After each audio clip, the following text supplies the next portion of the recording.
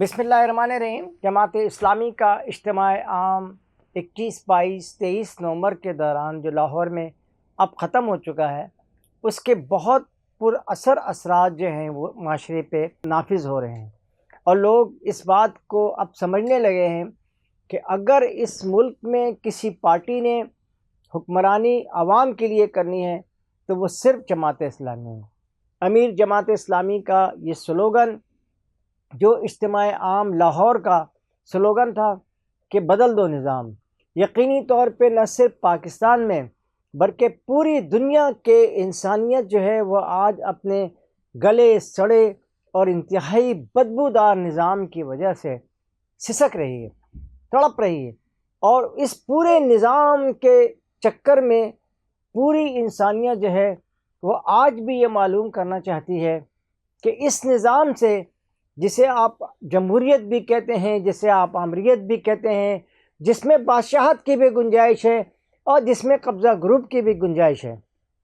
سوال یہ پیدا ہوتا ہے کہ یہ سارے نظام جو ہیں وہ کہاں سے کہاں پہنچ گئے ہیں، لیکن انسانیت کل بھی سسک رہی تھی، اور آج اور وقت گزرنے کے ساتھ ساتھ وہ سسکتی چلی جا رہی ہے، تڑپتی چلی جا رہی ہے، تباہ و برباد ہو رہی ہے، اور جنگوں کی مصیبت سہ رہی ہے اور برداشت کر رہی ہے، اور اس کے نتیجے میں انسانوں کا قتل عام مختلف جگہوں پہ مختلف حالات میں، اور اس میں کوئی مسلمانوں کا تو خیر سب سے زیادہ قتل عام ہو رہا ہے، لیکن اس کے علاوہ کرسچینٹی کا بھی ہو رہا ہے، اور ان کو بھی مختلف، یہ جو ویلنزویلا میں یا اور ان افریقی ممالک میں جو کچھ ہنگامی صورتحال اور جو جنگیں جاری ہیں، وہ سب بھی اسی کا نتیجہ ہے۔ اس طرح سے جماعت اسلامی نے جو ایک سلوگن اس وقت کے حالات سے اور پوری دنیا کے حالات پہ نفس کرتے ہوئے جو دیا ہے کہ بدل دو نظام، یہ نظام وہی ہے جو اللہ اور اس کے رسول کا نظام ہے، جو یہ نظام وہی ہے جس کے تحت مدینے سے اٹھ کر کے اور لوگ پورے دنیا پر چھا گئے، یعنی ایک چاروں تقریباً کم و بیش مسلمانوں کی 4 بر اعظموں پہ حکمرانی رہی ہے، اور اس پوری نظام عدل کی وجہ سے جب بھی اس نظام کو ختم کیا جائے گا یہ ختم ہو جائے گی۔ جماعت اسلامی کے اجتماع عام کی سب سے بڑی خوبی یہ تھی کہ اس میں بہت بڑی تعداد میں عوام نے شرکت کی، سخت سردی کے باوجود بھی عوام نے اپنے آپ کو ایثار کیا اور اپنے بھائیوں کے لیے اس اجتماع گاہ کو خالی بھی کیا اور ان کی خدمت بھی کی، اور ان کی میزبانی سے بھی وہ پیچھے نہیں ہٹے۔ جماعت اسلامی کے اس اجتماع میں سب سے خوبصورت اور سب سے اچھا جو پروگرام جو دیکھا گیا بھی ہے اور سنا بھی گیا، وہ انٹرنیشنل سیشن تھا۔ انٹرنیشنل تمام دنیا کے تحریکوں کے اور تمام دنیا کے اسلام کے نفاذ کی تحریکوں کے جو رہنما تھے، اس میں تقریباً 45 کے قریب رہنما شریک ہوئے،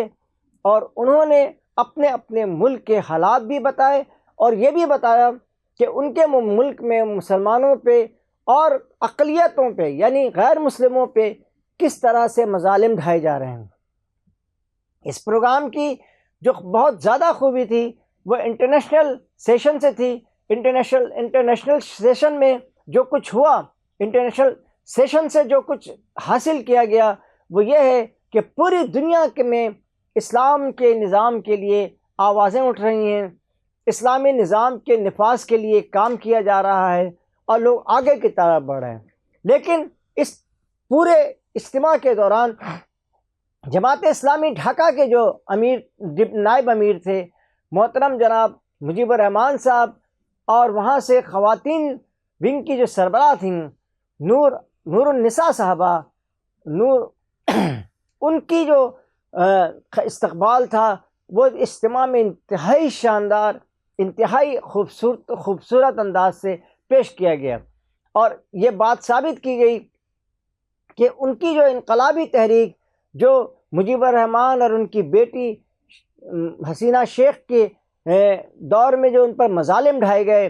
ان پر ان کو پھانسیاں تک دی گئیں، اس کو تمام کے تمام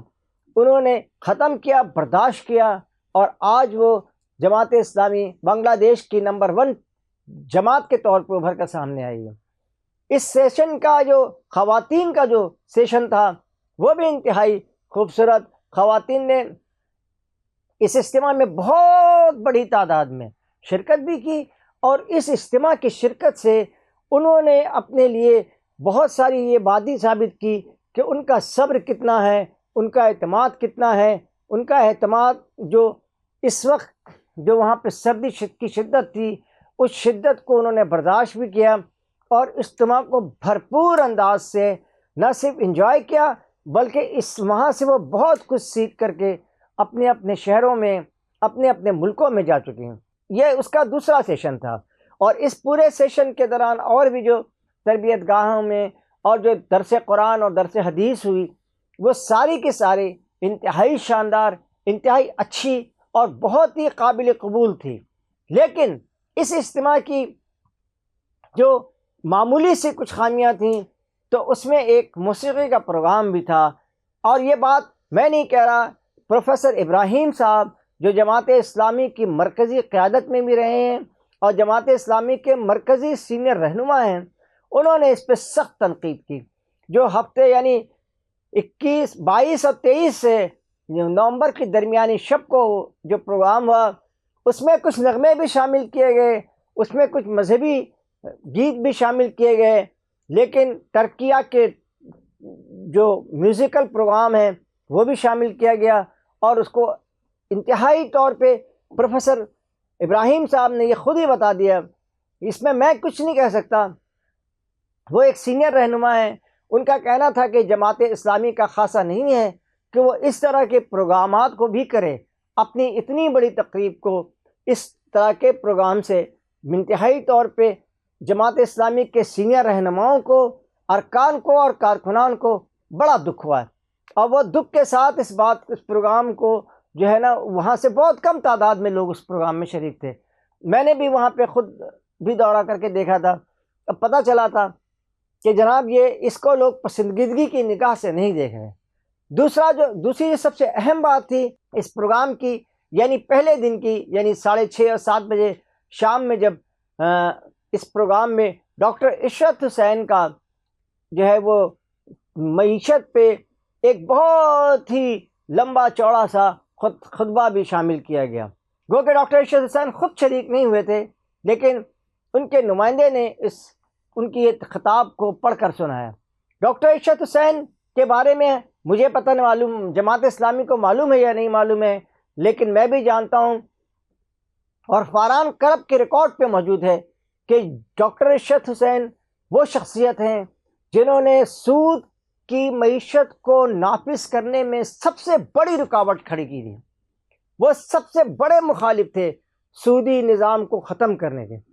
وہ اس کی حمایت میں اس وقت گورنر اسٹیٹ بینک تھے، جب یہ سودی نظام کو ختم کرنا تھا اس وقت گورنر اسٹیٹ بینک تھے، انہوں نے اس کو نہیں نافذ ہونے دیا۔ اور پھر اس کے بعد اب وہ یہ کہتے پھرتے ہیں کہ اسلامی نظام کے بغیر تو، اسلامی بینکاری کے بغیر تو کوئی بینکاری نہیں چل سکتی۔ ڈاکٹر عشرت حسین صاحب اب یہ کیوں کہہ رہے ہیں، یہ بھی میں آپ کو بتاتا چلوں۔ ڈاکٹر عشرت حسین جب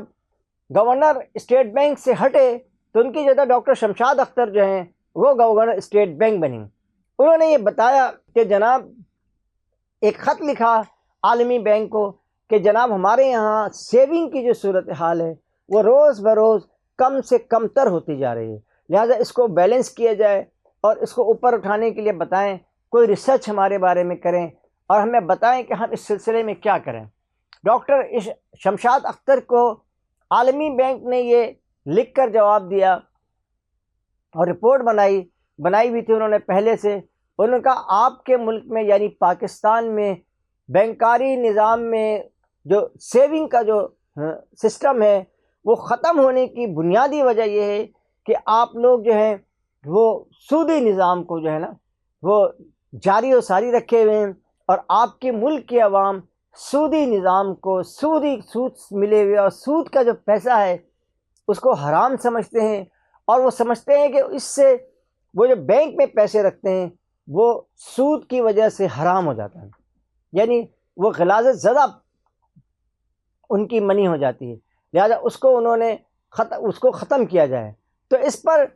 شمشاد اختر صاحبہ نے ایک نئی بینکاری متعارف کرائی ڈاکٹر عشرت حسین صاحب کی تعاون سے، اور اس وقت سے ڈاکٹر عشرت حسین اسلامی بینکاری کا شور مچا رہے ہیں۔ حالانکہ اس سلسلے میں کوئی رکاوٹ نہیں تھی، اس لیے کہ سپریم کورٹ آف پاکستان نے